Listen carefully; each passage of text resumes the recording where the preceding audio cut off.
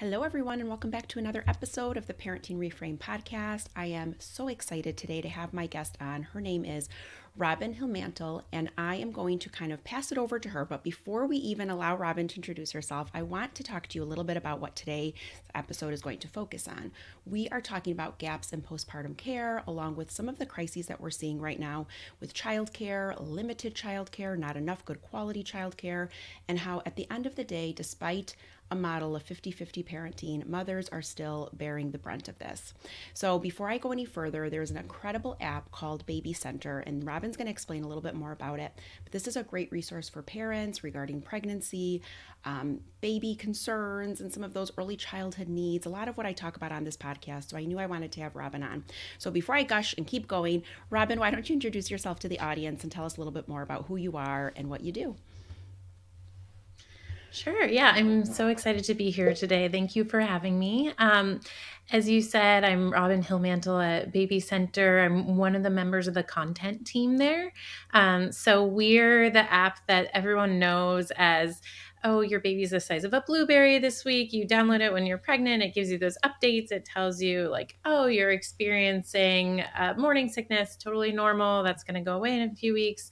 And of course, we continue to do that. But we also do a lot of research and want to be your partner in parenting and go way beyond even the baby years. So I'm really excited to dive in more to the topics that we're talking about today in terms of postpartum care and gaps, and then also a lot of the childcare crises that we're seeing right now. Oh, absolutely. I know. So I think we should just jump right in. It's interesting. Yeah. I read one of the articles, well, several, but there was one article in particular that really Mhm. stuck out to me on the Baby Center app, and I loved it. And it really highlights a lot of really critical research. And it was a survey that Baby Center did. Over 2,000 participants took part in it, talking about the way mothers usually feel once baby is born, how the care suddenly shifts Mhm. from being all about mom to suddenly it's all about baby, and there's very little kind of concern about mom and what mom's body just went through and how we're bouncing back from.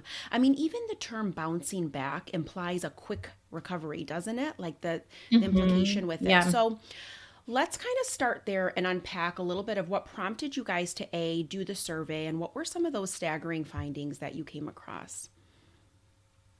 Yeah, I mean, this is something. So we have part of our app that our members love is the Baby Center community, and we have people posting like every minute. There are multiple posts, and so it's this great resource for us to really keep our finger on the pulse of what moms are talking about.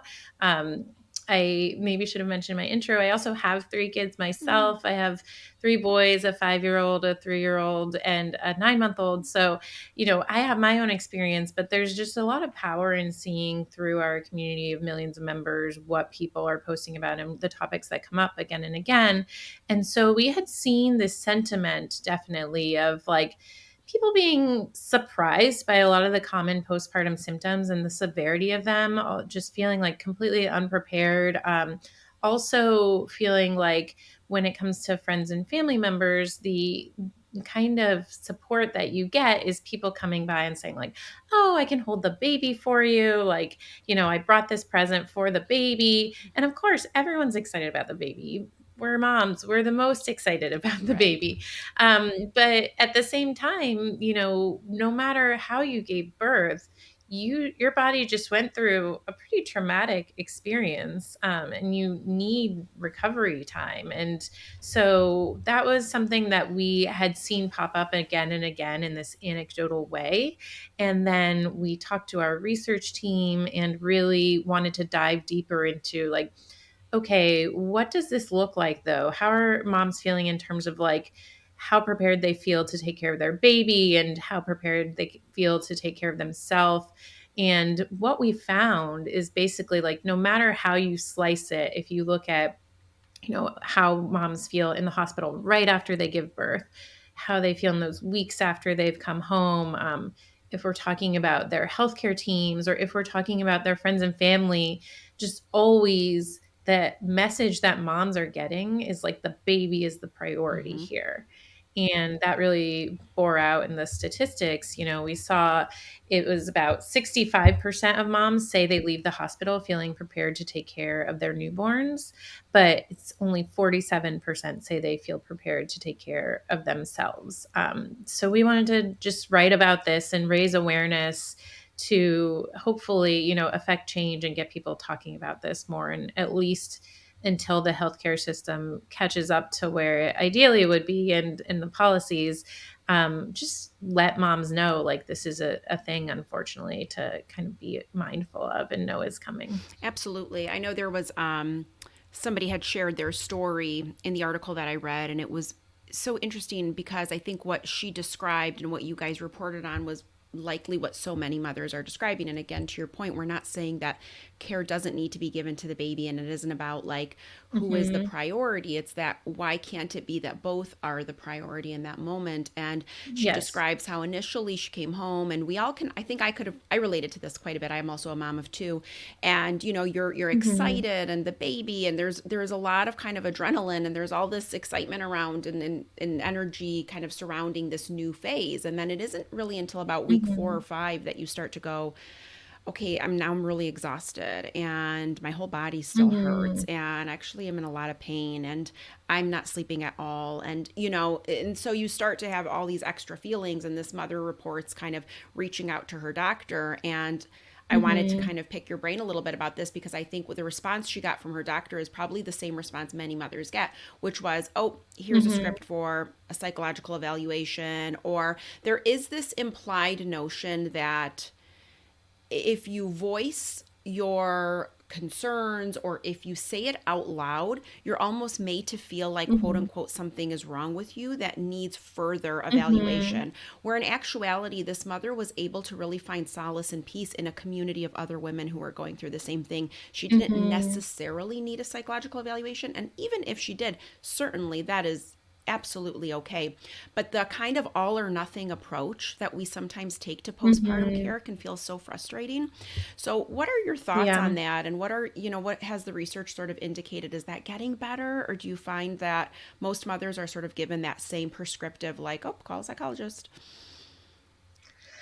Yeah, I mean, I think like what we see again and again is there are just huge disparities in maternal care. I mean, that is the crux of the maternal care crisis in our country, right? And a lot of what plays into that is different demographic groups are not Mm-hmm. receiving the same care, which is really, really unfortunate. And I think like it also plays out in just like different practitioners have different abilities to, like you said, take more of a nuanced Mm-hmm. approach, versus this all or nothing approach.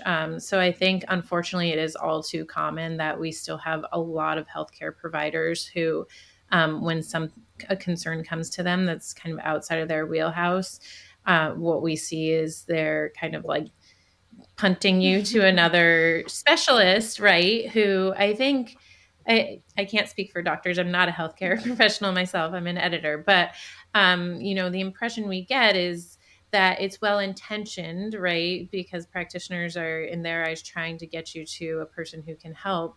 But I think, yeah, there needs to be more attention paid to like how does this make you feel as a person and a human being who's trying to reach out to a trusted medical professional and say like, hey, I think I need some help here, and to not even have a conversation about it, right? To Mm-hmm. just say like, oh, go talk to someone else about this. And I've had firsthand experiences of, when you try to go talk to medical professionals who are the specialists, it's frustrating. You don't always find the right fit immediately, or maybe if you don't want to immediately go on medication for mental health issues, you want to explore other options. The system just isn't really built for those kinds of nuanced conversations to happen before it's a quick like meet and greet with someone, and then it can feel like you're being like sent on your Mm-hmm. way after a quick appointment. I wish I had something better to say than like it's still very much a problem, but I think the power of community of moms and talking about these things, right, and raising awareness is that it's a systemic problem, and the burden should not be on us as the people who are unfortunately being harmed by the problems in the systems. It shouldn't be on us to fix it. But what we can do is talk about it. And I think we are seeing moms feel less alone to at least know, okay, others are going through these experiences. And I think something else that we always have to talk about with postpartum symptoms is, especially if you're a first time mom, but really with any birth, it's hard to know whether your symptoms are normal or not. Yeah. And Mm-hmm. there's a fine line between like, this is urgent, I need medical care now, whether it's a physical symptom or a mental health symptom. And, that line where the line is of being like, actually, this is quite common and like, it's not okay, but it will get better. So I think we have to talk to each other, and we also have to advocate for ourselves. If you don't feel like you're being heard by one medical professional, try to get a second opinion and just see, because it could be literally life saving depending on your situation. Yeah, absolutely. And I think, work that you guys are doing at Baby Center certainly is going to help the matter. I think we have to empower women who are in that position to, unfortunately, you do have to advocate for yourself. And through that advocacy, Hmm. we can hope that there can be systemic changes, because I think ultimately that is Yeah. what will help, but it will take some disruption, right, to the system at first. Um, Hmm.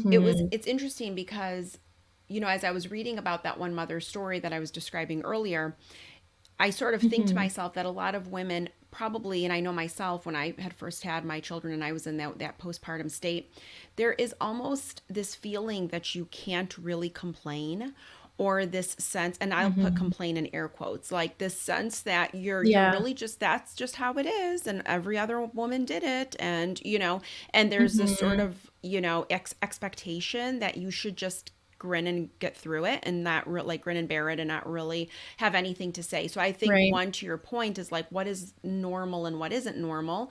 And because I think we Hmm. as women in general, we've sort of come to this place where it's even difficult for us to trust ourselves. We kind of look outside of ourselves to Hmm. see if something is right or wrong, and we have a difficult time being really transparent about that. So I do urge people, like, if you're Hmm. even questioning the way you're feeling, to just reach out, because even if it's to a friend, Yes. right, like, or to somebody else who's maybe been there to kind of walk you through that. So one of the areas I wanted to kind of, that really stood out to me, or one of the things that you guys reported on at Baby Center, is, you guys talk a lot about the differences in how a mother's anxiety level, whether dependent on the type of maternity leave she's granted, and the type of Mhm. paternal Yep. leave or parental leave that is granted through Mhm. different jobs. And I know in my first job, not in my current job, but in my first job when I actually had my kids, they're much older now, I didn't have paid maternity leave. And I remember being Mhm. completely, like, shocked that it was, you're in America, you're thinking this developed country, industrialized country, like, certainly I'm going to have that Mhm. covered. And then I came to find out, I was a teacher at the time. I was teaching at a more of a private school than not in the public sector. Mhm. And I think the expectation was that everybody gets maternity leave, and that just wasn't the case. So can we talk a little bit about the Mhm. importance of, what the research has indicated in terms of the duration, like the length of time that seems to be a time that's adequate, and I don't know that we can put a number on that, and like how other Yeah. countries are rising to meet that need in such a better way than we are. Yeah, yeah. It is shocking. So there is no federal paid leave Mm-hmm. policy right now. Some states have policy that guarantees paid leave. And, even when there are policies like that, it can depend how many employees your company has on a lot of like fine print. Yeah. But it is not guaranteed. And that's unfortunate, because what we found in our research is that having that time to both recover and bond with your baby Mm-hmm. has a huge impact on mothers. So the average maternity leave that the participants in our study took was a little under 12 weeks. We did not measure how many of those weeks were paid. To your point, Yeah. I'm sure getting paid also helps make them feel more secure. But what we found is that having a maternity leave of 13 weeks or greater was associated with a pretty significant improvement in mental health. So those women were 29% less likely to experience symptoms of severe anxiety than people who had less than 13 weeks of maternity leave. You mentioned what role the partner's leave has as well. Mhm. That also was associated with mental health. So the women in our survey whose partners did not take any parental leave, they were 89% more likely to experience symptoms of severe anxiety. So it's huge. We need that time after baby's born to figure Yeah. out Mhm. parenting, to yeah, if you were a birthing parent, to physically recover. Obviously your baby's like waking up a ton through the night, so you're not doing a lot of sleeping. So it's really necessary. I think anyone who's had a comment like, oh, what are you going to do during your vacation, Ugh. and then has taken maternity leave, is very well aware it's not a vacation at all. Right. Absolutely. Yeah. I mean, it's amazing how that it's granting something like or making it a paid maternity leave across the board, right? Like as we talked about the systemic problem, right? And just improving some of those Mhm. systems, what a huge difference that would make in people's disposition. And then Yeah. the trickle effect or the ripple effect of that is so huge, right? Because now you're able to tune into your child more, yourself more, you're more grounded, you're able to eventually rejoin the Mhm. workforce in a better way, in a better state of mind, right? So I just feel like Mhm. the ripple effect of it would be so much better, and it's still staggering to me that we don't that it's not a policy that we absolutely have to have paid maternity leave. And I'm even for kind of parental leave. Have you noticed Mhm. what do those maternity leaves or parental leaves look like in some of the other countries, some of the other industrialized countries, and how have they been able to handle it? And what are we sort of seeing in their postpartum care?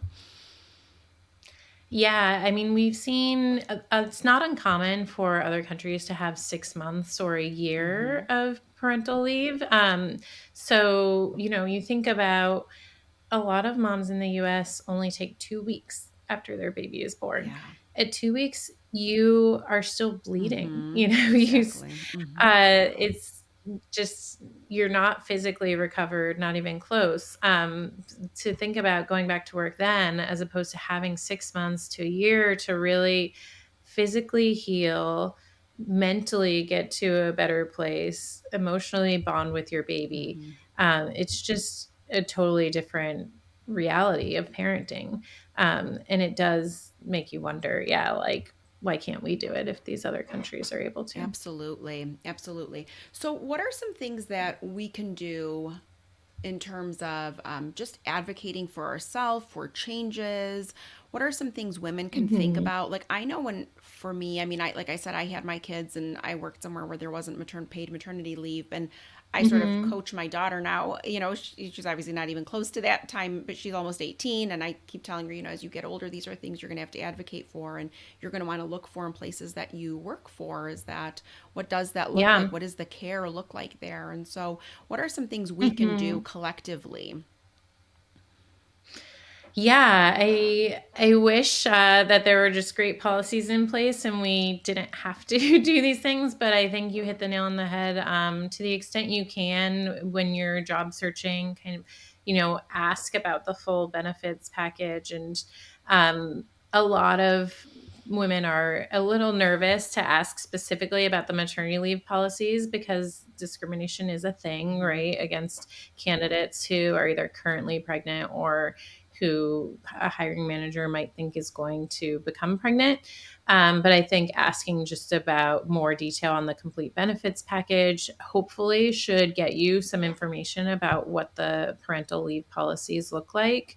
I think also it is extra legwork and it's a headache, but checking what your company or your boss offers against what your state mandates. There are a few states that have passed more and more progressive laws in this space. Not with my current company, but when I was having my first child, I lived in New York, which does have pretty good laws around this. And my company was telling me I was only going to get, a certain number of weeks Mm, based on a new law and when my baby was born. And I was like, that doesn't sound right compared to what I'm reading on the government website here. And so I had to push back. And eventually they were like, oh, yeah, you're right. And I was able to get the extra time. Again, this is something that we should not have to yeah. do. But if you really are committed to getting a leave and making it work, that's something that you just have to put in the extra legwork. You can also ask your HR, if you don't have the time that you want or need, you can ask them, okay, well, I need more time, are you able to hold my job for 2 more weeks, for 3 more weeks? Uh, they might say no, Mhm. but they might say yes. So it's worth having a conversation if that's something that's really important to you. Yeah, absolutely. I think those are all doable. And like you said, unfortunately, it's sad that we're in a state that we have to be the ones to do it. But for now, I think as long as we can advocate for ourselves and inform ourselves of those laws and what is within our rights and, making sure that we are getting that, Yep. I think is going to be really key, certainly at least a starting place. And Baby Mhm. Center is obviously a great space for mothers, and there's this great community there. Um, what's Mhm. sort of the recommendation in terms of other mothers? Just where can they find places and resources where they can reach out and maybe just feel seen in their experience? Yeah, I mean, I think definitely, like you said, the baby center community is a great place. There are a lot of groups that connect you with like minded moms, whether it's how old your child is, where you're based locally. We see all the time conversations about, oh, how much maternity leave are you Mm-hmm. taking? Like, how did you get your boss to grant you more? So a lot of that like mom to mom conversation of people sharing advice from their firsthand experiences, and we'd love to see that. Of course, I think there are some great resources elsewhere too that you can look. The like Chamber of Mothers is doing a lot around paid leave and can help connect you to some resources as well. That's great. I know, I think that makes such a difference, when you just have Mhm. somebody who can allow you to feel seen. I think there's a lot of power and value to that. So, kind of, in that same Mhm. vein of mothers kind of carrying the load and having to sort of bear the burden of some Mhm. of these things as soon as, through postpartum. I was talking to you a little bit before we started to Yeah. record. Another area that you've done some reporting on is some of the crises that we're seeing right now in childcare, right? It was kind of this post COVID era. Mhm. I think throughout COVID, we certainly saw where we have a lot of fragile systems. And I think COVID exposed that. I Mhm. don't think COVID made it worse, as some people might indicate. I think COVID just kind of opened our eyes to like systems that really aren't that effective and how really the fragility within them is so apparent. And I think Mhm. childcare was glaringly one of those systems for us. So what are some of the burdens that we're seeing? And in terms of like Yeah. what are some of the bigger ones, and how is that, what is the load that the mother is carrying right now who is in that crisis? Yeah, we did a big report on childcare late last year, and we just, we see this as moms ourselves, but also, again, this was something that was really inspired by in the community. Every single day, there are posts of people asking, like, what do you pay for childcare, wanting to know what's reasonable in their area, Mm-hmm. and also complaining about closures or long wait lists. Yes. And so when we did our study, we just wanted to kind of take a look and like quantify some of this. And what we found is that moms have to start thinking about childcare often like in pregnancy. So we hear this all the time. Like the first person I told I was pregnant besides my partner was the daycare Oh my center goodness. because we Yeah. had to get on the wait list. And that's the thing. Like my 9 month old, I put him on the wait list when I was pregnant as well.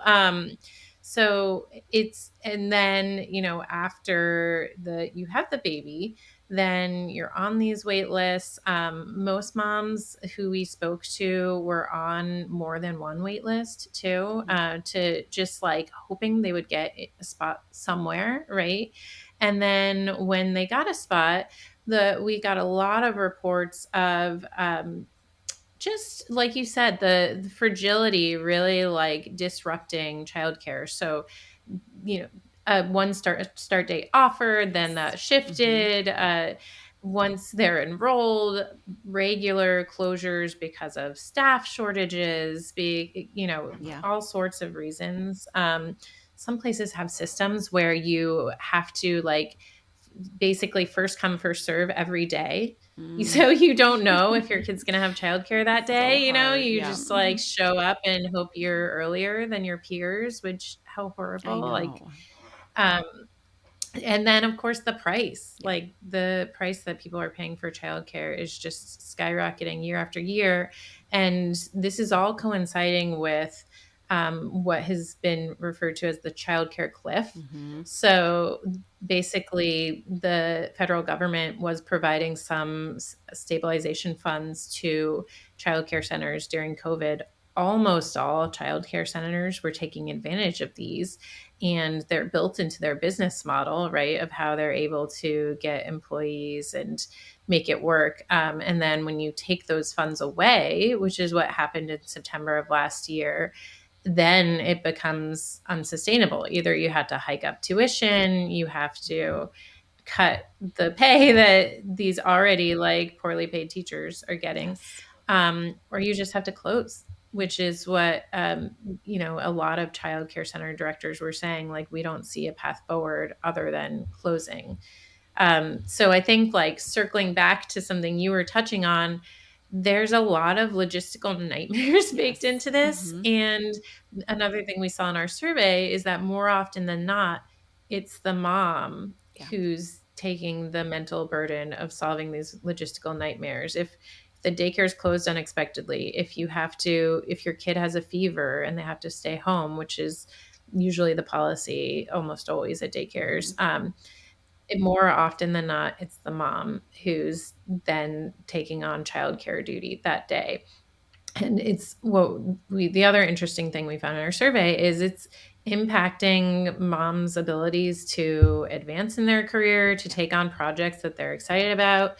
It's impacting just so many areas of, like, if they want to continue working, if they think they can have as many kids as they want, even Yes. Mm-hmm. because childcare is expensive and hard to work with.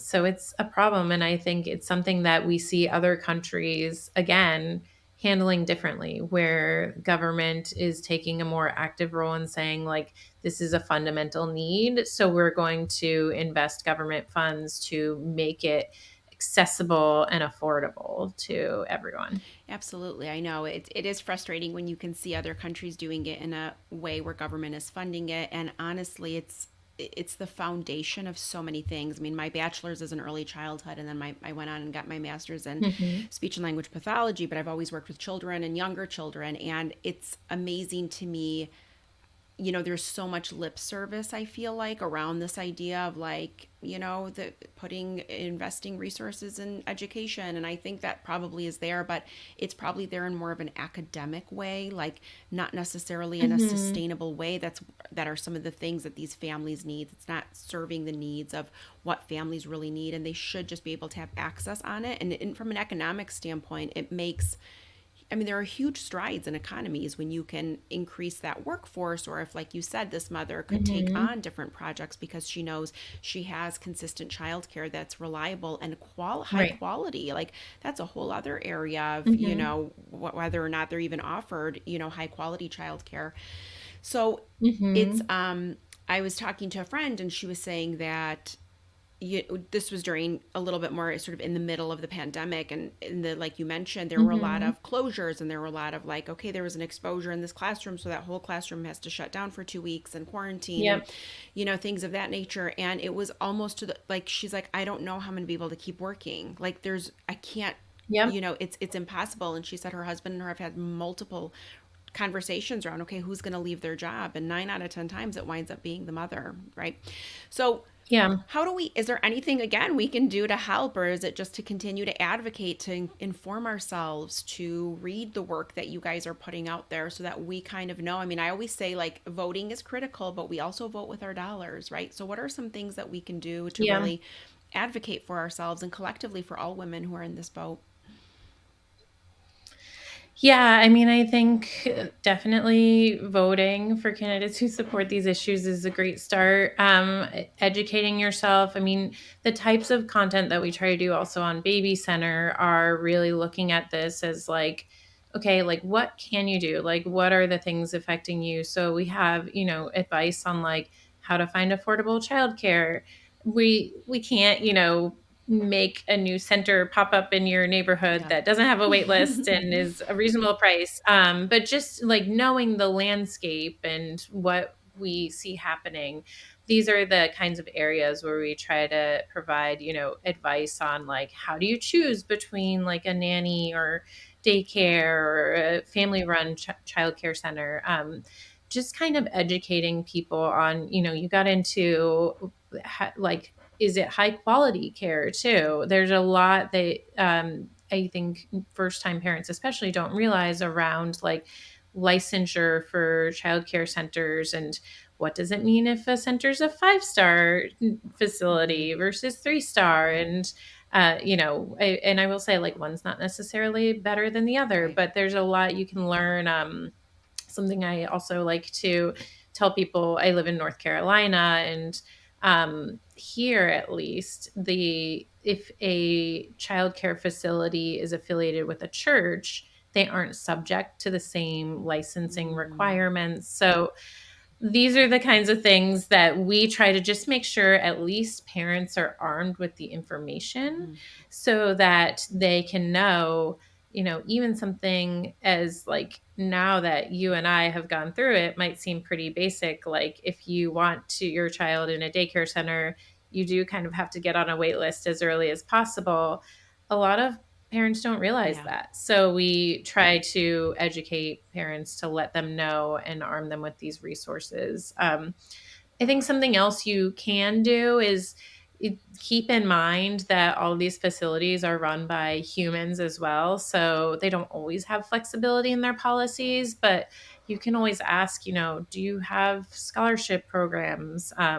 Do you know of any scholarship opportunities with our county or our state that I could apply for?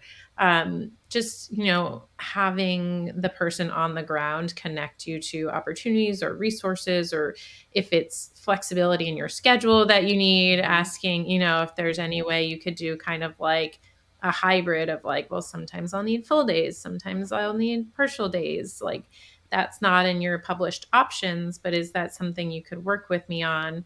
That's another one of those things where sometimes the answer is no, but at least you asked. But a lot of times you might be surprised that they're willing to work with you. Yeah, absolutely. I think it's all great advice in the sense that at least gives everybody a starting place and kind of what to do Hmm. and where to at least begin because it can be so incredibly overwhelming. And I think to anyone who's listening, Yeah. just know you're not alone. I mean, I think so many people are in that boat right now and they're trying to work through it, but we all can certainly recognize or at least agree that it's a challenge and it's something that has to get worked through. And I think over time we will, I'm hopeful. I'm hopeful that things will be better. So, Yeah, me I too. know. With that, what are, before I let you go, are there some kind of, what are some Mhm. cool trends that we're seeing in 2024 in terms of parenting? Or what are your readers and subscribers sort of indicating that, what kind of direction are you seeing things move in? Yeah, I love talking about this. This is really fun. So one of the things that we're seeing is, this idea of the baby shower is getting upended a little bit. People still have baby showers, but more and more we're seeing some movement toward what people are calling nesting Hmm. parties instead. So maybe like, or I should say, often it presents as smaller guest list of really like close friends and family. And instead of asking for physical items for baby, they're instead asking, like, will you help me finish painting the Oh. nursery? Or, help prepare a meal that we can throw in the freezer for those postpartum days. Looking for more help and support in less material ways. So that's a fun one that we've been seeing that we're excited about. And then another one that's been popping up in the community is this idea of really strict like rules for visitors of Hmm. newborns. And it is almost ubiquitous. And we did a quick pulse check with through a poll of our audience, and almost every mom right now who's pregnant is like, oh yeah, I'm going to have rules for people visiting my baby, especially in the hospital, but at home too. And these are things like, you have to wash your hands before you hold the baby. You're not allowed to come if you're sick. Mm-hmm. Some people are requiring masking around their baby, even if the person isn't feeling Mm-hmm. ill. So just really thinking through more like, what am I comfortable with? What am I not? And some parents are even like printing out little like cute signs or lists of these rules to inform family members. And as you can imagine, family members are often expressing a lot of Yeah. opinions about these rules in response. Yeah, I'm sure. Well, I mean, but those are great things to think about, and they're good things to do while you're pregnant and not in the midst of trying to Mhm. navigate that postpartum world that we just described, and then on top of it to have sort of that uncomfortable conversation of, hey, before you come over, is everyone feeling okay in the house? Are you experiencing any symptoms? Right? You don't always have the wherewithal to do it in that moment. So I think that proactive kind of strategizing Mhm. and being able to do it then is a really helpful tool for sure. I certainly Yeah. I didn't do any of that. And I know for a fact that, I've a huge family. We're Albanian and my husband is as well. And Mhm. there's a lot around like gathering around the baby and traditions and things of that sort. So certainly for every Mhm. person's household that can look very different, but you should definitely have Yes. that conversation and know, what feels right and what doesn't Mhm. for each person.